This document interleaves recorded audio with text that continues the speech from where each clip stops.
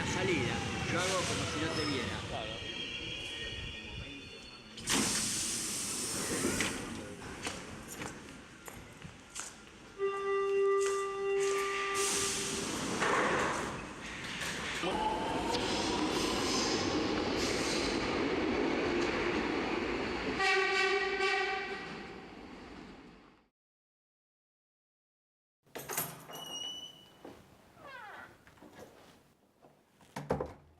Yo nací en una fecha que es casi un hito de la historia argentina, 3 de noviembre de 1930,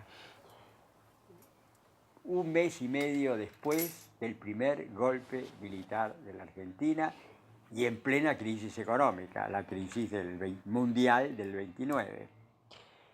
Siempre digo que los cuentos de hadas de otra época, a la vera de la cuna de un niño había siempre hadas que le daban algunos dones a este niño. A la vera de mi cuna hubo dos hadas malignas, la dictadura militar y la crisis económica. Una de ellas me acompañó buena parte de mi vida. La otra todavía no me ha abandonado.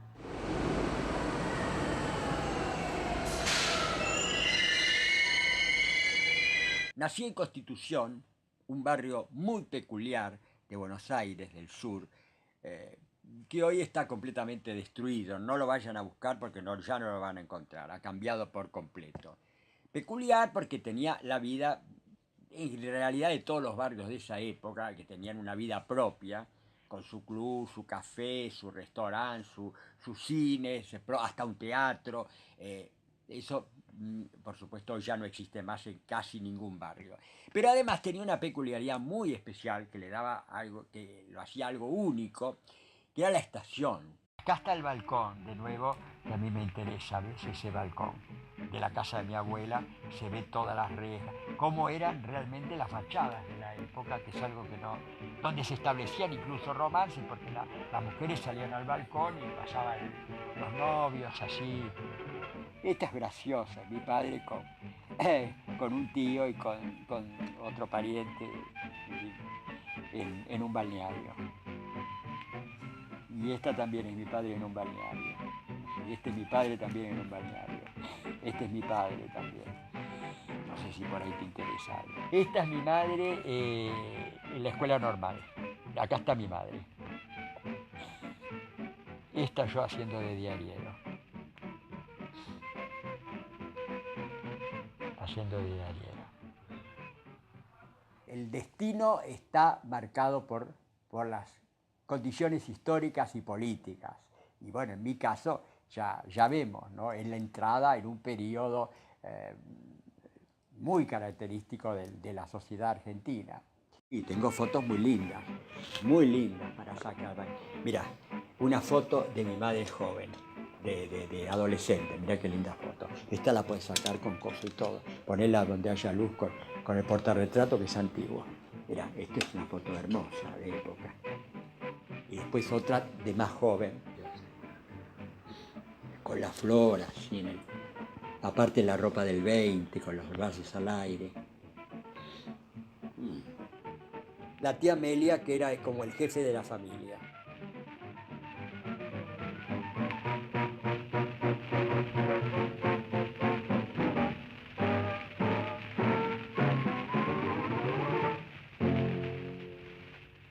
Yo pertenezco a una familia de clase media-baja, digamos, con un origen incluso de proletario, si nos remontamos a los abuelos. Y mis padres era una familia que se había planteado, bueno, un destino más o menos apacible. Mi madre acababa de conseguir un puesto de maestra, algo que para aquella época tenía un prestigio y como que la estabilizaba en la clase media. Y mi padre acababa también de conseguir un cargo en una fábrica al frente de un local, de una fábrica de mármoles que había abierto un local a la calle y mi padre estaba encargado de ese local. Este es también mi padre, en distintas poses. características de la época. Como poses de época no están mal. La crisis y la dictadura dejaron a mis padres, sí, prácticamente en la calle. Mi madre fue cesanteada porque el puesto se lo había dado Irigoyen y Uriburu la dejó cesante. Y el negocio de mi padre recién abierto fue cerrado porque, bueno, en la crisis no, entró en quiebra. Así que quedaron, además como se vivía en la casa adjunta al negocio, al cerrar el negocio se quedaron también sin casa. Es decir que la situación realmente cuando estaba yo por nacer era dramática. Estaban a punto de convertirse mis padres en formar parte de una legión de los sin techo, que fue la primera generación de los sin techo que hubo en la Argentina, fue con la crisis del 30.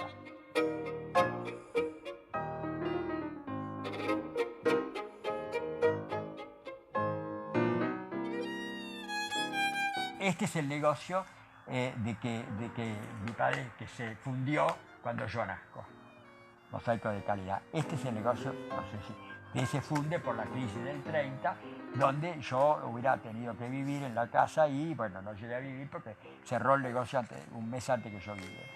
Esa ventana, la han cerrado la ventana, no, ahí. A ver si puede abrir esto. Sí, abrí Nunca por lo visto. No, porque acá se le prestaba a un chico, primo mío, sobrino. Sobrino de Mendoza, ¿comprende? No, pero la parte de abajo para poder ver. A ver. Sí, únicamente eso se abre. Sí, eso nada más. A ver qué. Bueno, ¿qué va a hacer? ¿Ayuda usted? ¿Usted dónde se subió? Para que no... Ahí en la cama nomás. Ahí en la cama.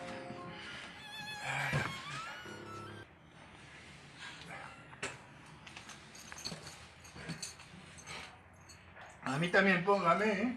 Sí, por supuesto.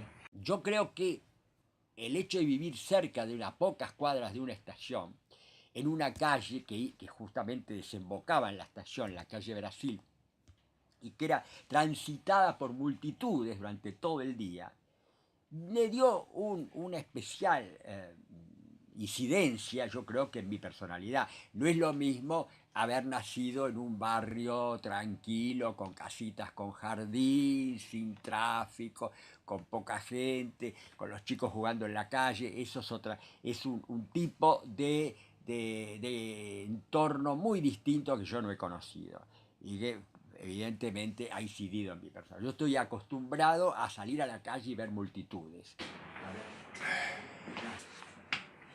Yo tengo allá en Mar del Plata, Sí. mi sobrino que tiene una de las inmobiliarias grandes.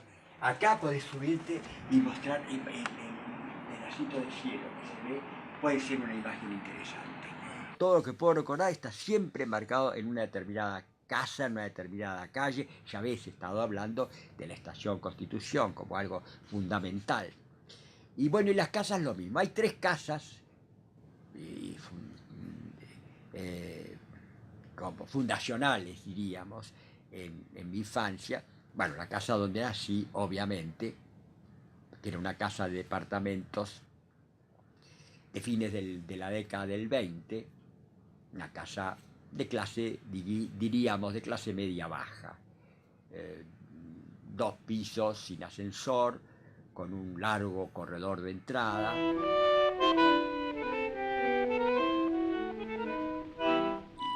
Y esta casa era la primera casa que tenía, una de las primeras casas con gas, ¿no?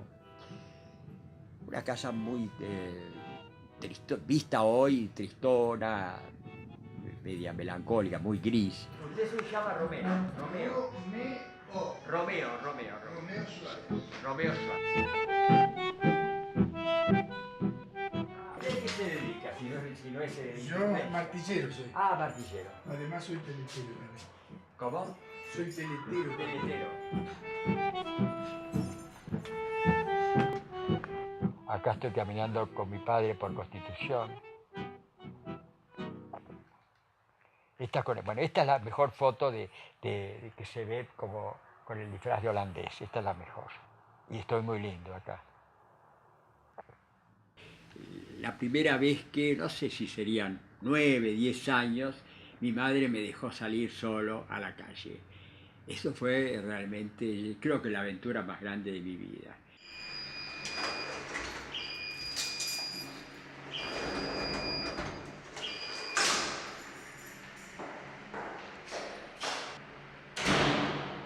Y me encuentro con un laberinto infinito, lleno de aventuras que eran en realidad imaginarias, porque no pasaba nada, pero yo lo vivía como aventuras, como acechanzas, peligros y misterios a la vuelta de cualquier esquina. Y desde entonces, bueno, inicié una caminata que por las calles de esta ciudad y de otras, que todavía no ha terminado, ¿no? Yo me considero un flaneur, ¿no? Lo que los franceses llaman un flaneur, un caminante, un ambulador sin meta fija. Y después, a través de esos viajes, fui aprendiendo, o de la calle, fui aprendiendo las diferencias de los distintos sectores sociales, las clases. Salí de esa cosa tan homogénea que era la clase media baja. En realidad ya lo había empezado a aprender cuando fui a la escuela, ¿no? Donde, bueno, estaban los chicos, donde no me ubicaba bien, no podía ubicarme bien. La escuela pública de esa época donde se mezclaban todos. Por un lado estaban los chicos de clase baja, de clase popular, los chicos que se llamaban malos en ese momento, que bueno, que por ahí amenazaban con pegarme y me asustaban un poco. Y por otro lado estaban los niños más ricos, los ricos, que eran pocos, ¿no? El hijo del médico del barrio, con los que trataba de acercarme un poco y que en realidad en cierto modo me desdeñaban. Así que era esa inestabilidad y esa incomodidad de estar en el medio. Era un barrio ferroviario, un barrio alrededor de una importante estación, la estación Constitución, que era la estación que llevaba al sur. En una época, tampoco nos imaginemos lo que es hoy una estación. La estación sigue existiendo, pero ya no es lo mismo. En esa época el ferrocarril era el principal medio de transporte. Entonces alrededor de la estación había todo un mundo. En el tren viajaban todas las clases sociales. Hoy no viaja más que la gente pobre. No había, los autos eran muy pocos y bueno, no había otros. El medio de transporte más importante era el tren. Eso era decisivo. Todo el barrio giraba alrededor de esa estación. La estación era como la catedral de la Edad Media o la plaza mayor de las grandes ciudades europeas, y alrededor de lo cual se movía todo. Mi mundo realmente, yo descubrí el mundo exterior a mi casa a través de la estación. Primero de chico, ¿no? Como un mundo un poco de movimiento, y después como veremos cuando hablemos de mi juventud, o un mundo muy oculto que hay en toda estación, ¿no? Una especie de sociedad negra, de prostitución, homosexualidad, marginales del delito, que era muy atractivo. El lumpen, lo que podemos llamar el lumpen.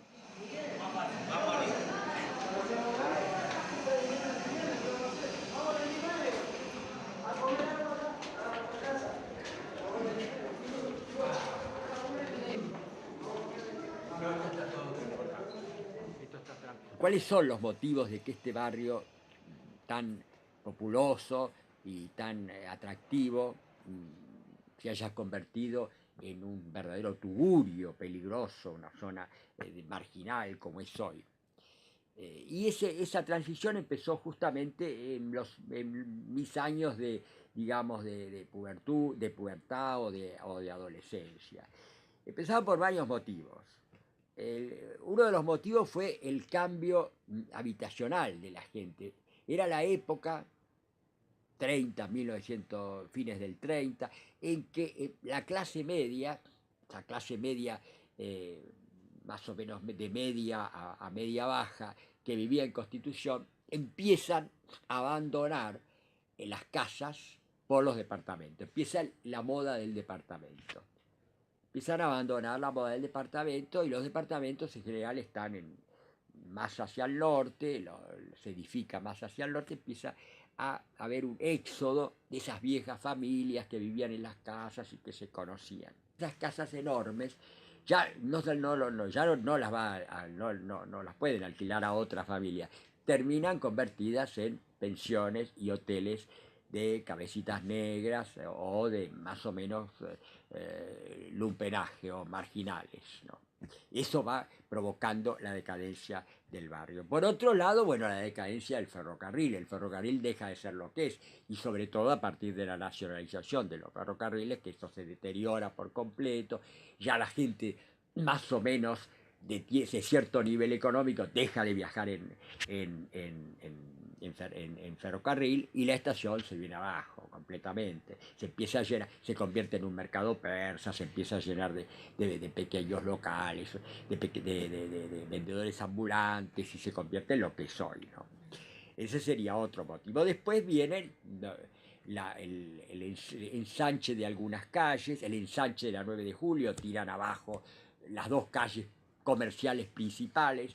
Lima y Bernardo de Irigoyen le tiran abajo una vereda, y finalmente el golpe de gracia se lo da la autopista de Cacciatore. Ahí se termina Constitución de pronto, ¿no? Es un tajo total que divide el barrio en dos. Y bueno, y finalmente la causa también es la crisis económica que deterioró todo ese mundo próspero que había. Había calles comerciales especializadas, temáticas, diríamos hoy, a las cuales venían gente de todas partes, incluso del barrio norte. Por ejemplo, la famosa calle Lima. La calle Lima era la calle de las sederías muy buenas, una al lado de la otra, ¿no? Y bueno, y de todo el mundo venía a comprar, las mujeres venían a comprar las sedas a la sedería de Lima, ¿no? Salomón Salmón, que eran judíos sefardíes en general, y árabes, ¿no? En épocas en que los árabes y los judíos convivían pacíficamente, ¿no? Y acá ni siquiera ni siquiera se sabía que eran judíos, acá se les decía los turcos, las tiendas de los turcos. Salomón Salmón, por ejemplo, era la más famosa. Y después había algunas despensas que traían productos importados, donde venían también la Estrella Española, negocios realmente muy importantes. Algunos cafés, la famosa cervecería alemana, la Guillermina, de comienzo de siglo. Ahí iban a tomar siempre, en un lugar donde la gente que iba a Mar del Plata, bueno, mientras esperaba el tren, tomaba unas copas en la Guillermina.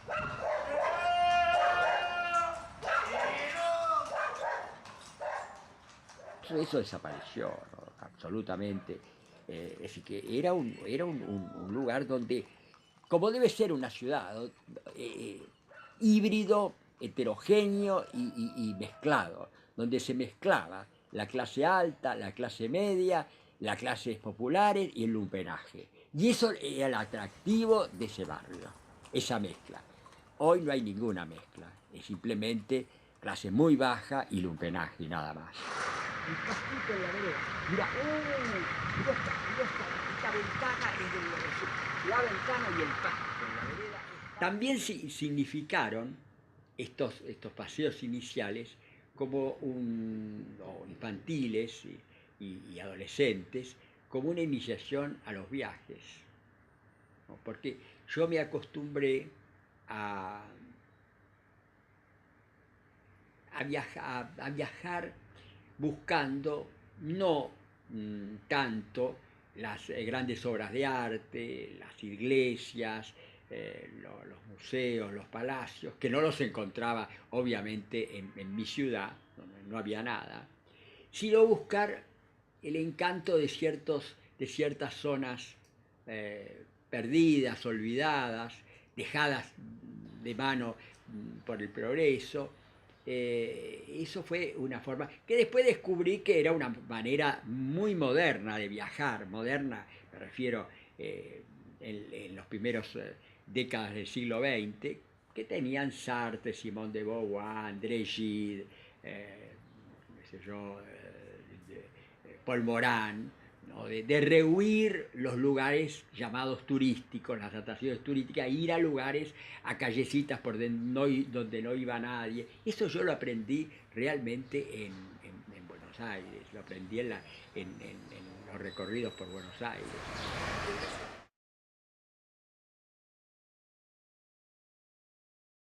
Se puede decir que viajé imaginariamente a través fundamentalmente de las novelas y del cine. ¿No? Gran lector ya de novelas europeas, yo sabía perfectamente, cuando yo llegué a París por primera vez en 1964, yo conocía perfectamente el nombre de las calles, el clima de las calles, a través de las novelas de Balzac y de Víctor Hugo del siglo XIX y de las novelas del XX de Paul Lisani, de Sartre, el clima de tal calle, de tal otra, de tal barrio, los nombres de todas las calles, sí que llegaba como algo familiar. Eso incluso por ahí me podía causar hasta como cierta decepción, ¿no? Por decir, bueno, y era esto, porque claro, la literatura siempre idealiza, embellece un poco más.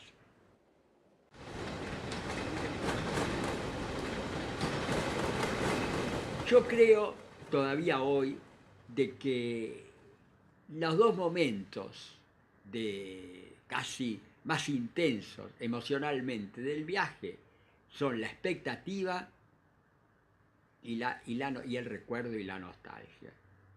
Esos dos sentimientos hoy ya no existen, porque la gente viaja mucho, viaja desde muy chico, y entonces no tiene ninguna expectativa, y viaja muy seguido, y los viajes son muy rápidos, muy fáciles, y uno llega a lugares que se parecen cada día más. Entonces la expectativa desapareció. Los viajeros de las últimas décadas no creo que tengan demasiado ensueño con respecto a los lugares que van a ir como los tenía uno, que leía los libros y los imaginaba. Eso no existe ya hoy. Yo pertenezco a la primera generación de chicos educados por los medios de comunicación. Sí, 1930, fecha de mi nacimiento, empieza la radio, empieza el cine sonoro y también, en cierto modo, la difusión de las revistas ilustradas, porque antes no había demasiadas revistas ilustradas. Es decir, que yo me eduqué con el cine, la radio, las revistas de cine y las historietas también. Eso fue mi verdadera educación sentimental, mucho más que la escuela, mucho más que la escuela.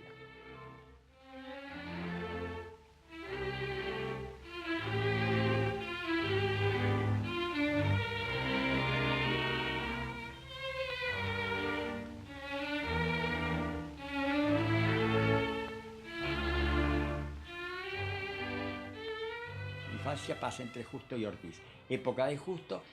Con la transformación, Buenos Aires experimenta en esos años, y el 36 es un año clave por el hecho de que se cumple un centenario de la fundación de Buenos Aires, entonces se empieza a tirar la casa por la ventana. Un intendente muy renovador, muy inquieto, que era de Bedia, realiza grandes transformaciones, por ejemplo, las diagonales, el ensanche de la calle Corrientes, el obelisco que se convierte en algo simbólico, toda esa plazoleta del obelisco, la 9 de julio, cambia completamente el centro. El centro era un centro muy todavía de la gran aldea. El centro se pone de moda, en realidad, alrededor del año 36. De pronto, bueno, los grandes cines, se abren los grandes cines, el Ópera, el Gran Rex. Corrientes deja de ser lo que era antes del 36. Corrientes, la Corrientes Angosta era una calle de cabarets y de cafés de hombres solos, donde no pisaban las mujeres prácticamente, y quedaba así unos cuantos tramos de Florida, que era como un salón al aire libre, pero el resto del centro no existía.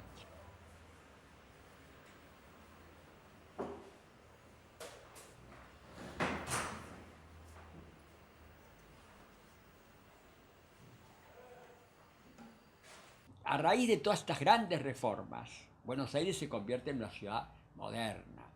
Se pasa del Art Nouveau de la Avenida de Mayo, que queda completamente desplazada, al Art Déco de Corrientes y de Lavalle, ¿no? Es la ciudad Art Déco. En mis retinas, estéticamente, el Art Déco es la época, ¿no? Yo veo hoy un detalle Art Déco y me imagino todo el Art Déco en Buenos Aires de los 30. La arquitectura de los edificios, de los nuevos departamentos que se hacían. Era Art Déco la decoración de los cines, las salas de los cines.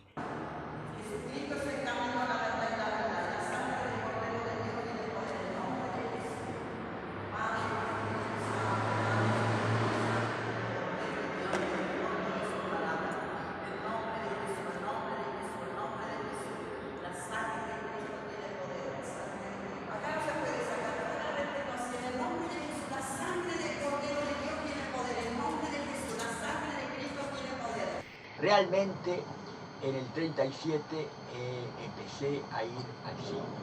Pero además es curioso porque ese año fue el año del boom, del gran boom del cine argentino. Empieza así que yo empiezo a ver cine con el boom del cine argentino. Las ruinas del siglo XX. Había dos cines en el barrio. Calle Bernardo de Irigoyen, que hoy está destruida.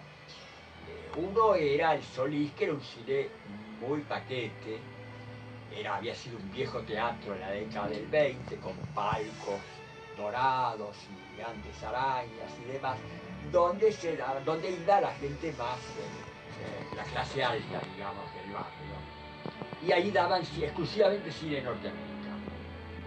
Y después estaba el otro, a la otra cuadra, que era el cine popular, el Select Buen Orden, que era un galpón más modesto, con techo corredizo, que en el verano se abría, se veían las estrellas.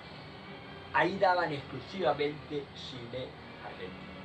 Ya vemos que había una división muy tajante en el público cinematográfico de los años 30. La clase media, más o menos que se consideraba elegante, no veía cine argentino. Y las clases populares no veían cine norteamericano, le costaba más leer los carteles y demás. En los años 30 era prácticamente la ocupación de los sábados y domingos. Y en muchos casos, sobre todo el caso de las mujeres, de todos los días de semana también. Era un ritual, era una ceremonia muy distinta a la que hoy todo el mundo va. Hoy la sala del cine es como un restaurante de fast food, ¿no? Uno va, come y se manda a curar. En aquella época uno iba a pasar la tarde al cine. Se entraba a las 2 de la tarde y se salía a las 8 de la noche. O se entraba a las 8 de la noche y se salía a la 1 de la mañana, de la madrugada. Es decir, que era un lugar donde estar. Y aparte, los cines tenían un clima determinado. Primero era una multiplicidad de cines, de salas inconcebibles, de acuerdo a lo que hay hoy. Estaban las salas del centro, calle Lavalle, obviamente, que era una del lado del otro, las grandes aglomeraciones que se provocaban cuando se salía del cine. Y estaban los cines de barrio. En mi barrio había por lo menos 10 salas. Yo me acuerdo que lo primero que hacía al leer el diario era leer la sección de cine. Me pasaba media hora leyendo para ver qué película rara, antigua, que yo no había visto, podía ver ese día. Después trataban de crear un clima especial. Hoy todas las salas son más o menos iguales, ¿no? Son más cómodas las salas actuales, pero son impersonales. En aquella época cada una tenía un estilo propio, y trataban de crear un mundo distinto al de la calle. Así que era como una doble vuelta de tuerca de evasión de la realidad. Uno se evadía de la realidad cotidiana, de la monotonía de la calle y de la casa a través de la película y también a través desde que se entraba en la sala cinematográfica que creaba un clima especial. Palacios de ensueño le llamaban.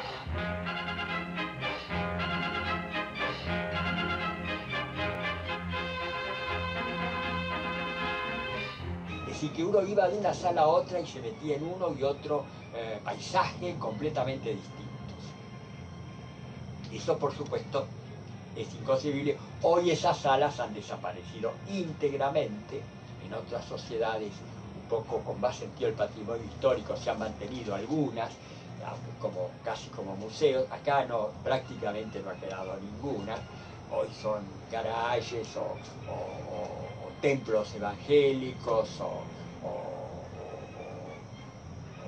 tiendas de antigüedades y demás. Todavía se pueden ver algunos elementos que han quedado dentro de estas nuevas funciones para las que son usadas. Había una verdadera arquitectura de cine. Estaba el cine de estilo hindú, que se llamaba el cine hindú, con una decoración hindú, hasta con cabezas de elefantes. Estaba el cine Renacimiento, que obviamente respondía más o menos a un estilo de Renacimiento español. Estaban los cines Art Deco, había 4 cines Art Deco, el Broadway, el Capitol, por unos grandes arquitectos que se llamaban el Palais Royal, que quedaba acá en Santa Fe y Pueyrredón. Era la moda del Art Deco. Pero a raíz de todas estas grandes reformas, Buenos Aires se convierte en una ciudad moderna. Se pasa del Art Nouveau de la Avenida de Mayo, que queda completamente desplazada, al Art Deco de Corrientes y de Lavalle, ¿no? Es la ciudad Art Deco. En mis retinas, estéticamente, el Art Deco es la época. La decoración de los cines, las salas de los cines, era el Art Deco. Era Art Deco los muebles, ¿no? los muebles de las casas más o menos elegantes. Era Art Deco los diseños de los titulares de las revistas, de los libros, ¿no? Los dibujos de las tapas del hogar eran Art Deco. Era Art Deco la moda de las actrices, la manera en el cine, la manera de los gestos lánguidos de las actrices y esos vestidos de lamé negro y blanco y esas melenas engominadas o las largas cabelleras rubias. Todo eso era un clima Art Deco, todo eso componía un clima Art Deco. Yo creo que fue el último estilo homogéneo que tuvo la ciudad de Buenos Aires. Después vino un poco, mezclado por supuesto con el estilo, las casas blancas del estilo racionalista, que a veces se mezclaba con Art Deco. Después después del 50 vino la decadencia arquitectónica, vino nada, salvo raras excepciones, cualquier estilo, no cualquier estilo, sino ningún estilo, que es peor, ¿no? Que es peor. Porque lo que caracterizaba a Buenos Aires justamente era la mezcolanza, esa mezcla de todos los estilos arquitectónicos del mundo. Y que después van a arribar en esos años el Art Deco. Una esquina con la que yo me identificaba era Corrientes y Talcahuano, básicamente, ¿no? Porque ahí estaba la librería Fausto, que yo iba siempre, estaba el Café El Estaño enfrente, y después caminaba todo por ahí, entre Talcahuano y Callao. Esa era la zona, no para nada la otra, la de Esmeralda, esa no, era una corriente que yo pasaba, pero no me identificaba con esa zona. Los cafés, donde estaba un poco el mundo literario, y los cines, ¿no? Los cines, el Cine Arte, que es el primer cine club que yo conocí, estaba ahí en Corrientes y Paraná. Yo, si me pasaba varios días seguidos sin ir a Corrientes, me parecía que estaba en el exilio. Cómo han cambiado los tiempos. Hoy me puedo pasar meses y ni me acuerdo. Después, viene la dictadura militar. Estaba en el último año de la escuela primaria se da el golpe del 43. Desde entonces entramos en la era militar, que duró 40 años, ¿no? Una era que yo recuerdo con profundo desagrado, ¿no? Una era de autoritarismo, de dominio del ejército y la iglesia, ¿no? De pacatería, de moralismo, de pacato y de la peor especie. Es una época totalmente despreciable, ¿no? Hasta el 83. El peronismo es una cosa aparte, después hablaremos, porque lo salvaba el peronismo cierto pintoresquismo, ¿no? El pintoresquismo de Evita de todo ese movimiento de masas que lo hacía como un poco más atractivo, aunque no mejor. Y ahí descubro una verdadera revuelta mental, que fue descubrir el cine francés, que era algo muy poco conocido, por lo menos en el mundo en que yo me movía, ¿no? ¿Cómo descubro el cine francés? Lo descubro a través de la radio. Yo era a días de radio, ¿no? Eran los días de radio. La radio se escuchaba todo el día de la radio. Y yo escuchaba muchos programas de cine. Cada emisora tenía su programa de cine, y escuchaba el Radio Splendid, que era un poco la radio destinada a la clase alta. Escuchaba, por casualidad, empecé a escuchar a una periodista, cronista de cine, que se hacía llamar Patricia Palmer. Esta mujer me causaba mucha curiosidad y asombro, porque hablaba en un estilo, con un tono de voz y con un léxico que no era el habitual de la gente que yo conocía, ni tampoco del resto de los programas radiales. Decía vista en lugar de película, tenía una voz nasal, un tono de voz nasal, arrastraba algunas palabras, pronunciaba muy fuerte la Y, y después, con los años, me enteré que ese era el tono de la manera con que hablaba la gente de clase alta, que yo nunca en mi vida había escuchado, y ahí viene el asombro. Esta Patricia Palmer era en realidad Pipita Cano Ravero, una niña bien, dedicada a la bohemia cinematográfica y radial, entre otras de sus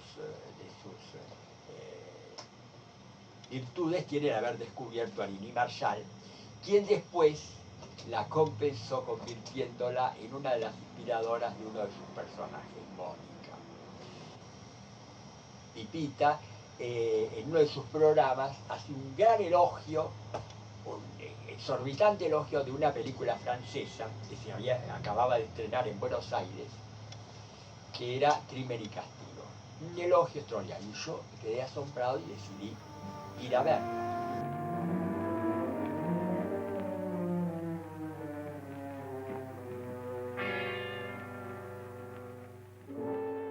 Yo tenía pantalones cortos en esa época, todavía estaba en sexto grado de la escuela primaria. Y voy al primer cine club que hubo en la Argentina con local a la calle, que era el Cine Arte. Después ahí funcionó el Cine Loret y hoy está la Librería Losada.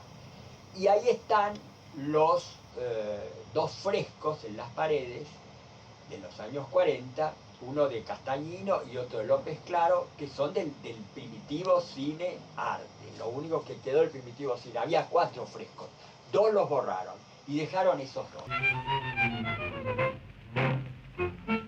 Bueno, ese cine arte, yo llego con pantalones cortos al cine arte, cine de gente adulta, completa, no había chicos, ni siquiera jóvenes, era gente grande, más o menos intelectuales, porque ir a ver cine francés en esa época y Crimen y Castigo, no cualquiera iba.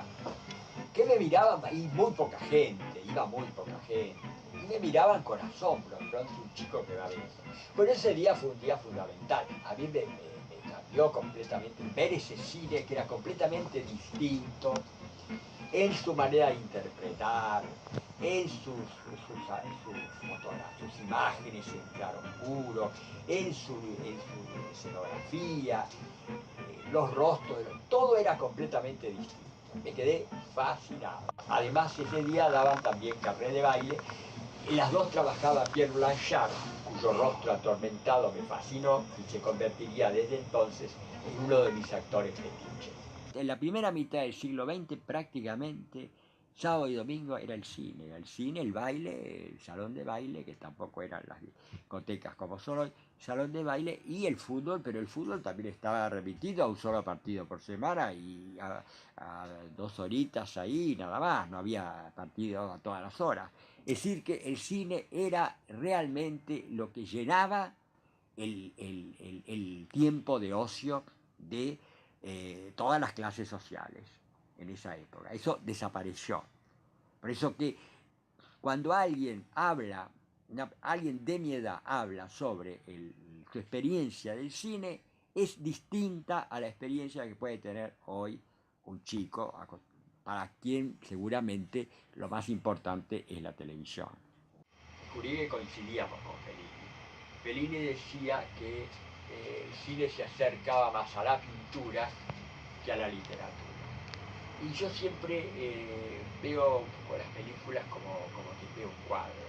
A mí me importa fundamentalmente que haya una atmósfera, un clima que va a dar no tanto la trama de la película o el diálogo, sino que lo va a dar un conjunto de elementos que son la fotografía, la iluminación, la escenografía, ¿no? Y hasta el vestuario. Por eso yo creo que es muy importante, junto al director, los papeles que siempre se consideran subordinados, del director de fotografía, del director de arte, ¿no? Y del escenógrafo, para crear realmente el clima de una película. Y a tal punto que se ha dado que si uno se pone a revisar la historia del cine, se encuentra con que la mayor parte de los libros, de las películas que se consideran clásicas, son muy regulares y hasta muy malos, ¿no? Y que son películas que uno ve maravillado justamente por su imagen. Por ejemplo, todas las películas de Eisenstein tienen unos guiones espantosos. Todas las películas del cine alemán, expresionista alemán, los libros son horribles, para empezar por Metrópolis. Incluso en las películas del cine del llamado realismo poético francés de preguerra, han quedado las grandes puestas y en cambio los libros resultan bastante cursis y bastante anticuados. Hay una butad de Pío Baroja que decía: el cine es una combinación de mala literatura y buena fotografía. Oh. En cierto modo tiene algo de razón.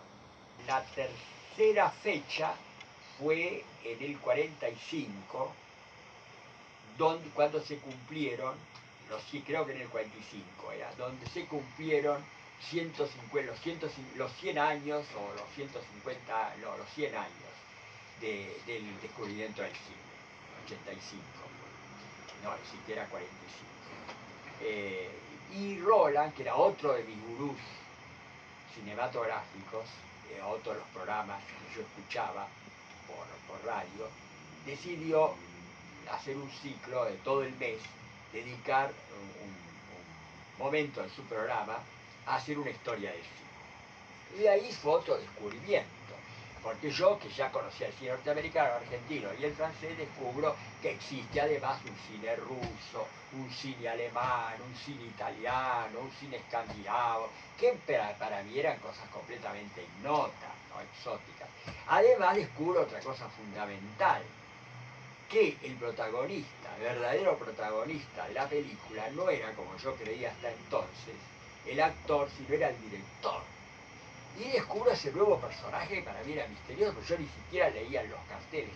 Y descubro esos nombres rarísimos de Sergei M. Eisenstein, y Joseph von Stemper, y Joseph von Stroheim, y Pabst, y Fritz Lang, y hasta los nombres me parecía una cosa tan exótica que llegué a una fascinación de los directores de cine.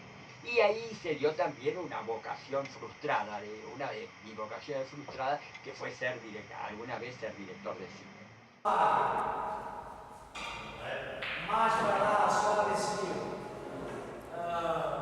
A mí me interesaba el arte, la literatura, la política no me interesaba. La política me empezó a interesar mucho más tarde, en la juventud. Y mi familia no era política. Creo ya haberlo dicho, que salvo unos tíos que militaron en el radicalismo, sobre todo el irigoyenismo, hasta que el Irigoyen cayó, después se alejaron un poco, pero mis padres no eran políticos, así que para mí la política era una cosa muy lejana. Era los últimos años del conservadorismo. Yo viví todas las épocas, la gente de mi generación vivió muchas épocas distintas realmente, porque la infancia fue la República Conservadora, los últimos años de la República, una época de gran prosperidad, además ya se había salido de la crisis del 30, una gran prosperidad. En la escuela iba la clase alta, la clase media y la clase baja, sin ninguna discriminación. Bueno, la enseñanza era mejor. Por otro lado, tenía también su parte mala. Era una escuela muy autoritaria, muy autoritaria. Todavía se llegaba a pegar a algunos alumnos en algunas escuelas de barrio, ¿no? Algo y además una educación casi más que para ser un ciudadano, para ser un soldado, con esas marchas, esas ceremonias patrióticas que a mí me hartaban. Era una escuela, hoy se la idealiza mucho, claro, comparada con la decadente escuela actual se la idealiza, pero no todo era rescatable. Pero bueno, en el año 43, un día, una mañana de junio del 43, sorpresivamente los padres empezaron a sacar a sus hijos de la escuela. Y los maestros empezaban a cuchichear entre ellos, así muy preocupados, no sabíamos qué pasaba. Y bueno, cuando vuelvo me entero de que había habido el golpe militar del 4 de junio de 1943. Esto fue una fecha muy decisiva, porque bueno, desde el punto de vista de la escuela, se terminaba ese mismo día, o hasta, bueno, no sé si un tiempito más todavía, se terminaba la escuela laica. La escuela laica que fue uno de los grandes conquistas realmente de esta primera etapa de Argentina que viene desde 80 hasta esta fecha, ¿no? A partir de ese momento la política pasa a ser cosa que de la República Conservadora lo político era un trasfondo así, y desde la dictadura militar y después por supuesto mucho más con el peronismo, la política se introduce en todas partes, en la escuela, en el lugar de trabajo, en la casa, en todas partes. La política es el primer tema de preocupación y de conversación de la sociedad argentina desde entonces en adelante. Y se inicia esa mañana fría de junio, 4 de junio del 43, se iniciaba, sin que lo supiéramos, un ciclo histórico de larga duración. El ciclo militarista que duraría con intermitencia durante 40 años, desde 1943 a 1983. Incluido en ese ciclo militarista algunas semidemocracias o pseudodemocracias controladas por los militares, como el caso de Frondizi, por ejemplo, o dictaduras plebiscitadas, como el caso de Perón. Viví aquí por lo menos hasta los 3-4 años. Gente grande vivió acá. ¿Quién otro vivió acá? Ingeniero, La adolescencia para mí fue una adolescencia horrible. No tengo ningún recuerdo agradable de la escuela secundaria, la escuela normal.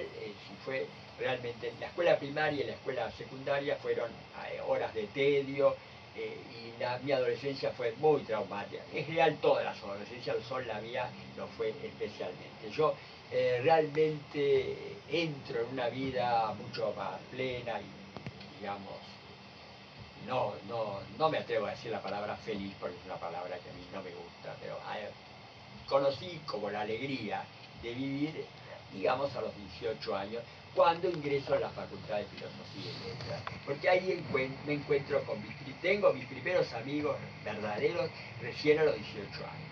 El amigo que tuve en ese momento fue un poeta que ya había publicado un libro, Héctor Miguel Ángel. Y ese fue yo realmente el amigo íntimo que tuve, con el cual podíamos mantener confesiones íntimas, privadas, que no podía, yo en la adolescencia no había podido tener con nadie, ¿no? Con nadie, las relaciones eran de tipo más superficial.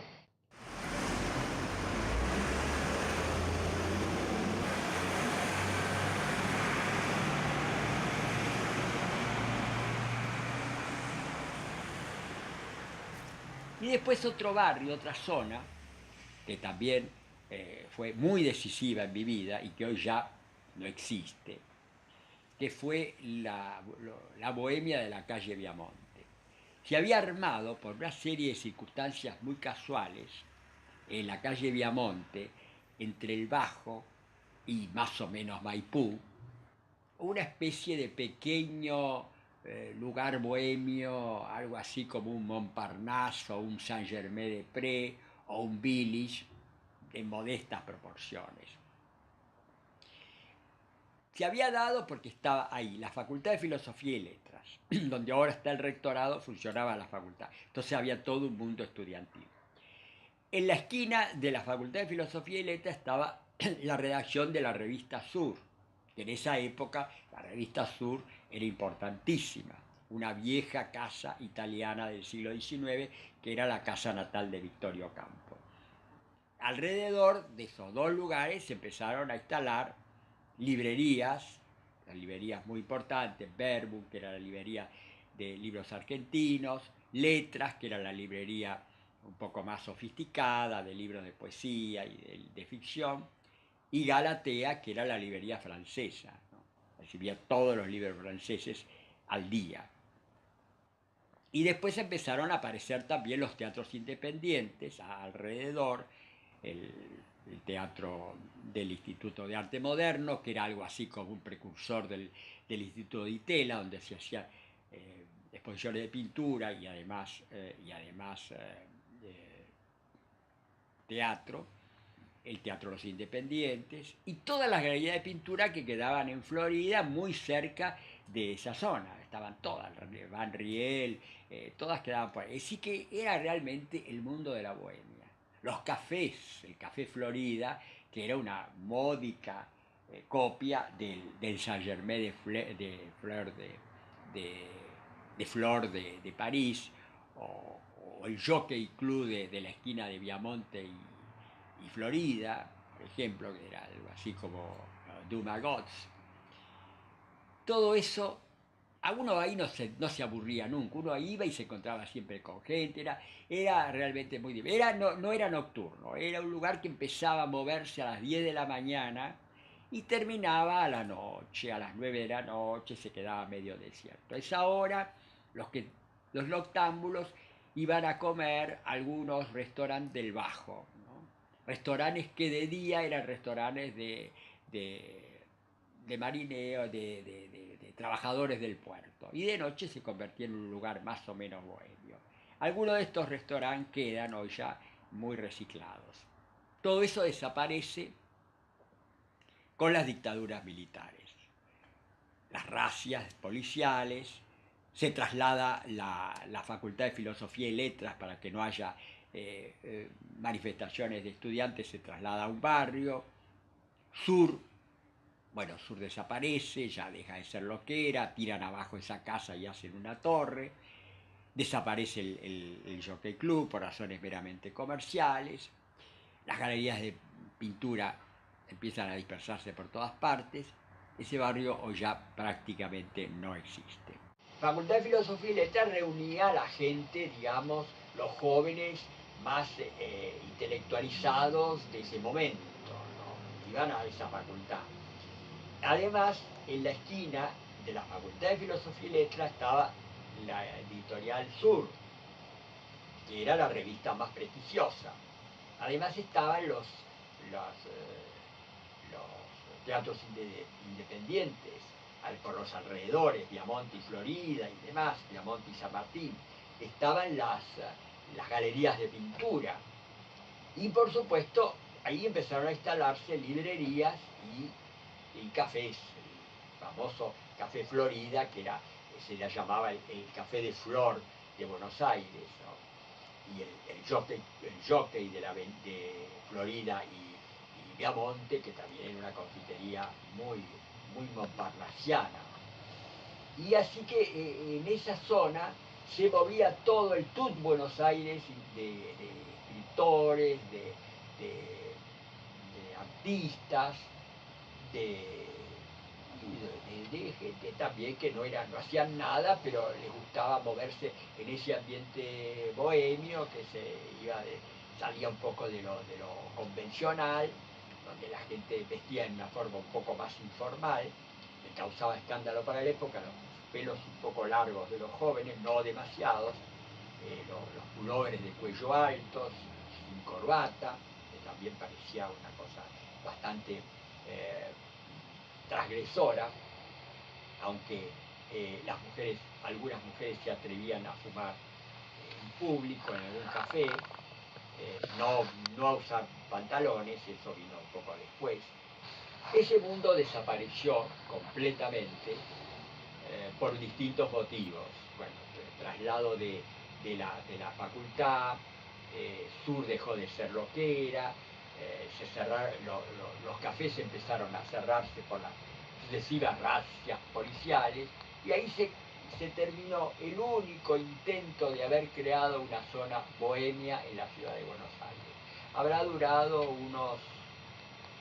aproximadamente unos 15 años, ¿no? Yo diría que el comienzo del fin empieza con la dictadura de Franco.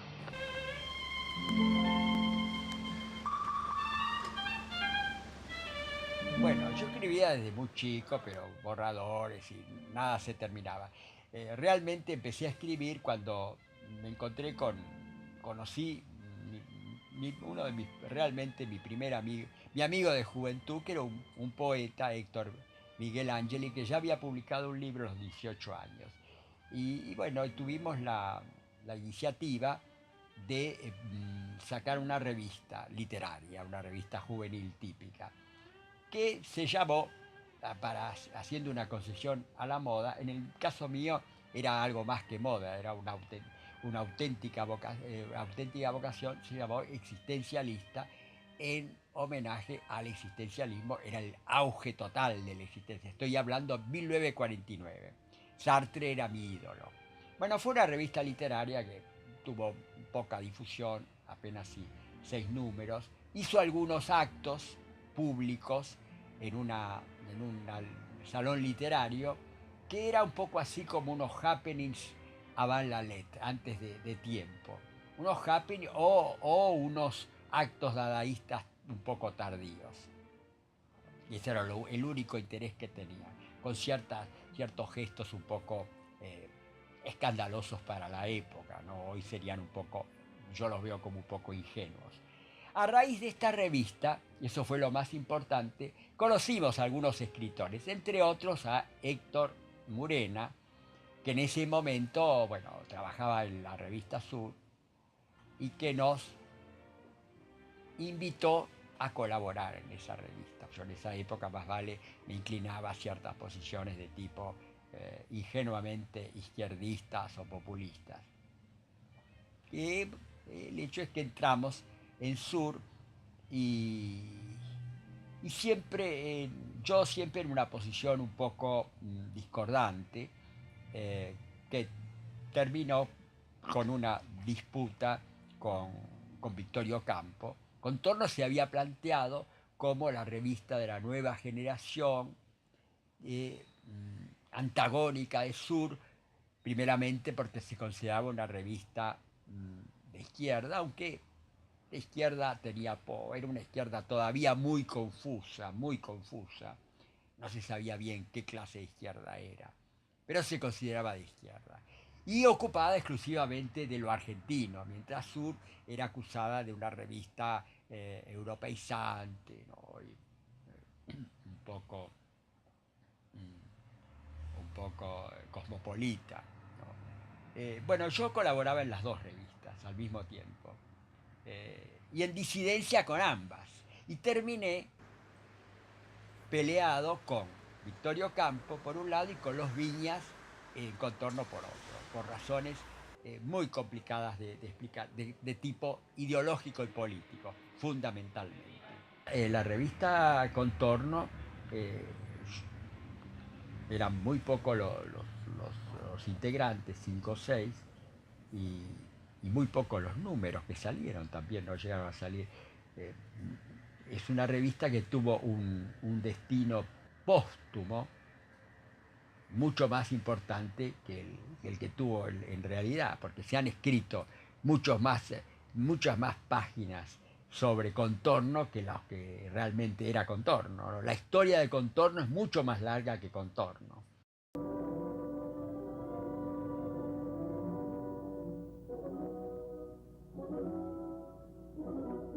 La cuarta fecha, yo diría, en esta trayectoria cinematográfica fue el 48, último año de la escuela secundaria, cuando fui por primera vez a un cineclub, pero ya no como el cine arte, que era un cine abierto a la calle, sino un cineclub ya de catacumbas, digamos, esos cines muy secretos, que era el Club Gente de Cine, que funcionaba en el altillo de la librería Fray Mocho de la calle de Sarmiento y Callao.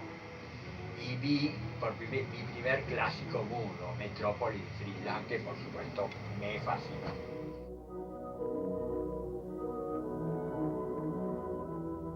La gente común no iba a ver cine francés. Era ya una originalidad, y toda originalidad pasaba un poco como locura. La extravagancia no es como hoy, que es respetada, no es. Las originalidades eran como locura. Y aparte, el cine francés tenía, por ese realismo que tenía el cine francés, que hoy en realidad sería un realismo bastante poco real, se las consideraba como películas pornográficas. Incluso las se pasaba como cine pornográfico en el primer cine porno que hubo en Buenos Aires en esa época, que estaba en el sótano de la Galería Güemes, en una sala que había sido un cabaret muy elegante donde cantaba Gardel.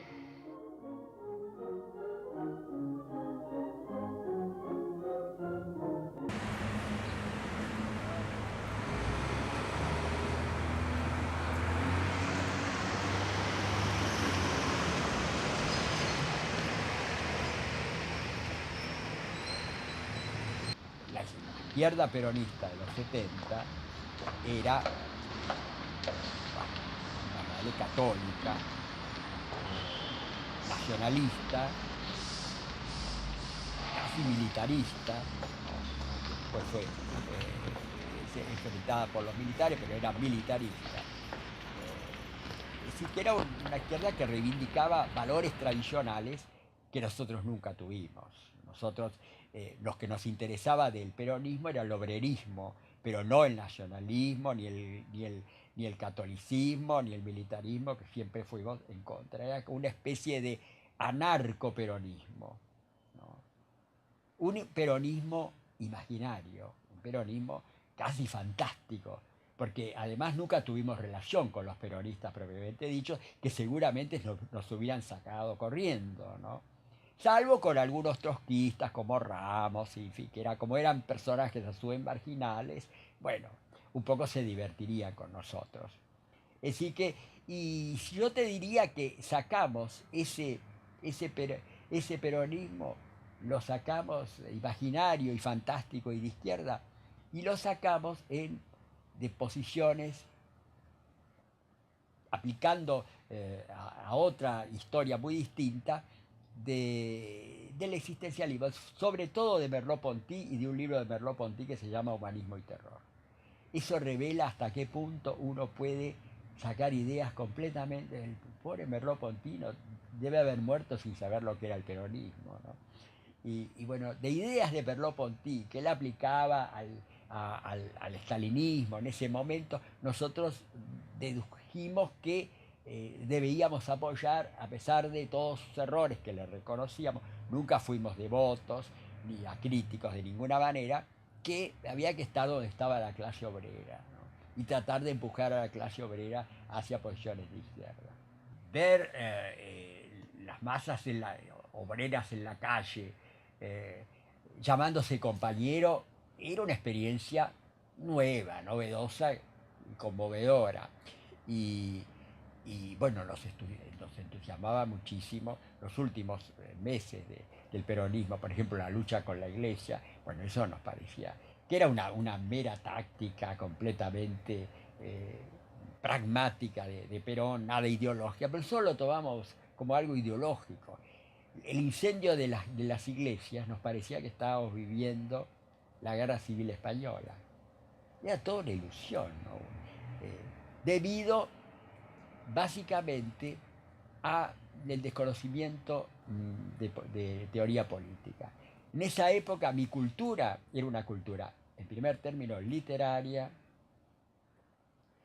y algo de filosofía y algo de sociología, pero de política muy poco. Por eso yo confundí con un fenómeno revolucionario a un fenómeno que era fascista. Si yo hubiera estudiado el fascismo es una revolución de derecha, es decir, porque claro, uno consideraba que la derecha era lo tradicionalista, el peronismo no era tradicionalista, era una cosa muy revulsiva, ¿no? Y bueno, si yo hubiera conocido ese aspecto populista de revolución de derecha y jacobino plebeyo que tiene el fascismo y aún el nacionalsocialismo, no hubiera incurrido en ese error de creer de que había algo revulsivo en el peronismo. Bueno, después estaba la figura de Evita. La figura de Evita era en esa época, hoy es es un mito, es un ícono, pero en esa época era realmente un escándalo. Hay que ubicarse lo que era en 1945 una mujer que no salían de su casa.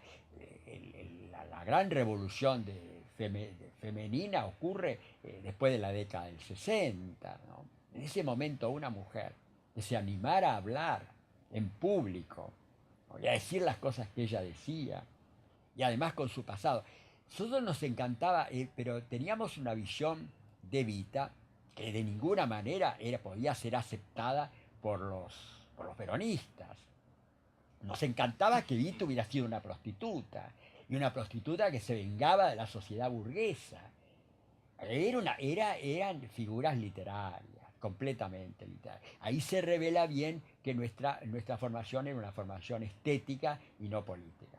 Nosotros veíamos a Evita como una figura legendaria, que es lo que en realidad fue, porque finalmente Evita se ha hecho famosa en el mundo como un personaje de novela, de opereta, de comedia musical o de biografía de personajes raros, más que como un personaje político. El personaje político era Perón, que no se ha hecho que no ha quedado como una figura tan legendaria como la de Evita.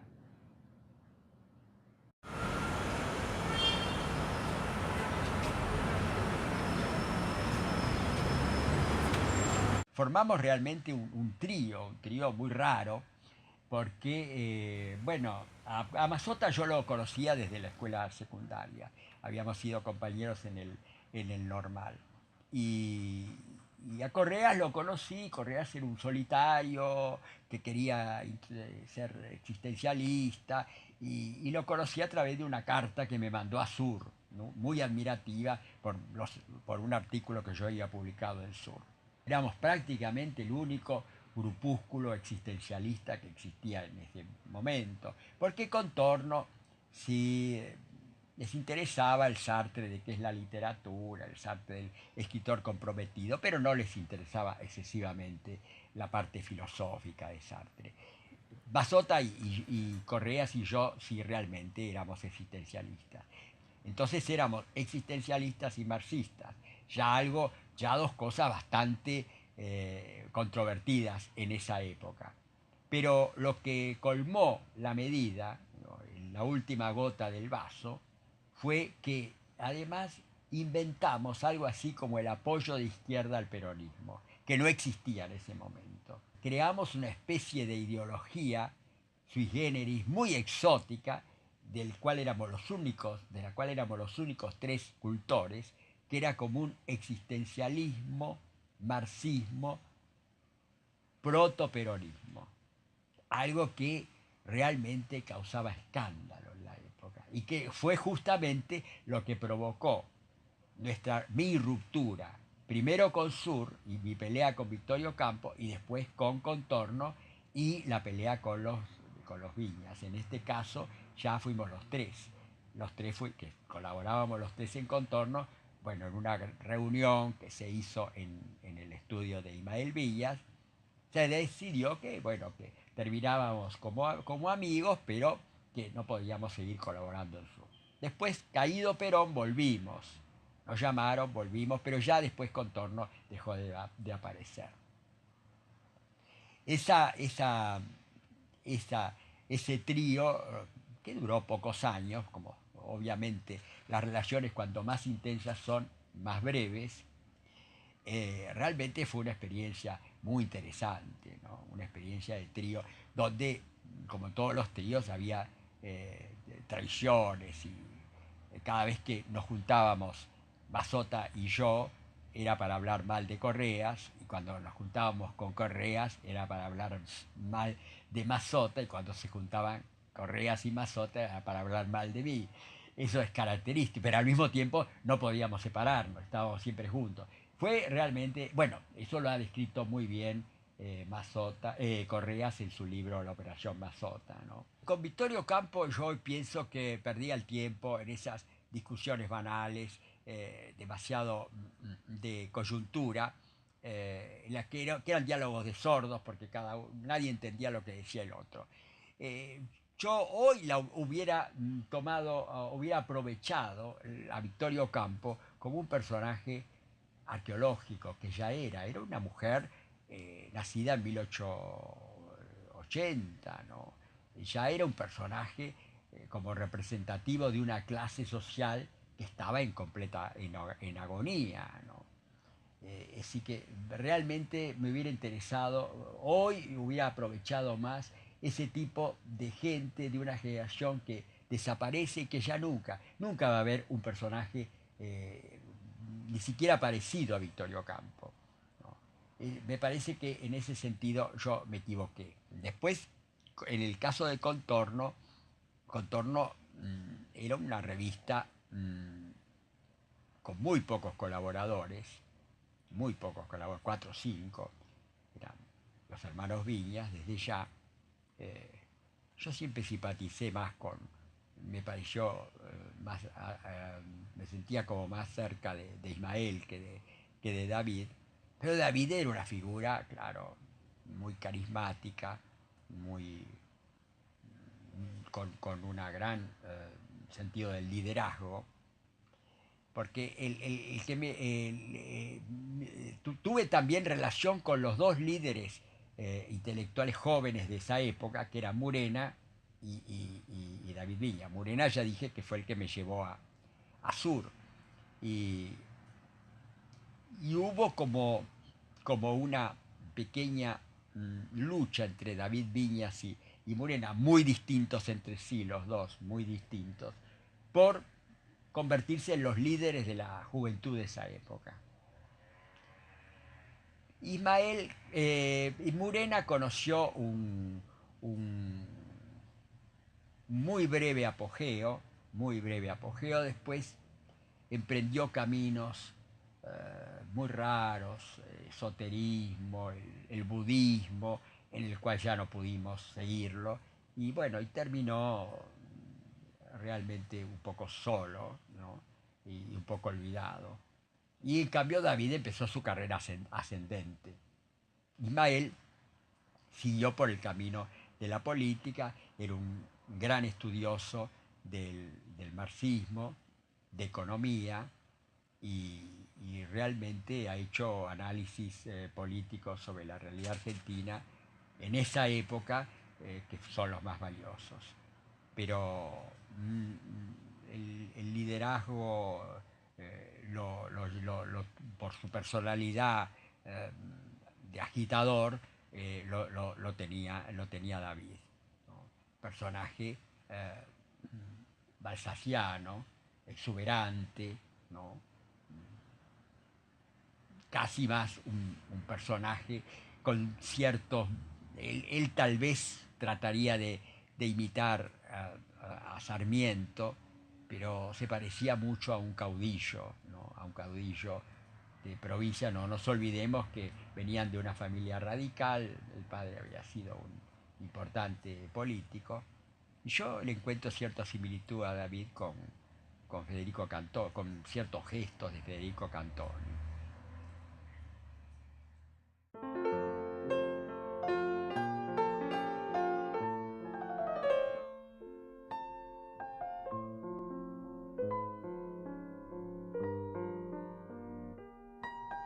Yo creo que existe el destino, pero el destino no está marcado por los astros, sino que está marcado por las situaciones económicas y políticas, y en mi caso ha sido fundamental. A mí me determinó completamente.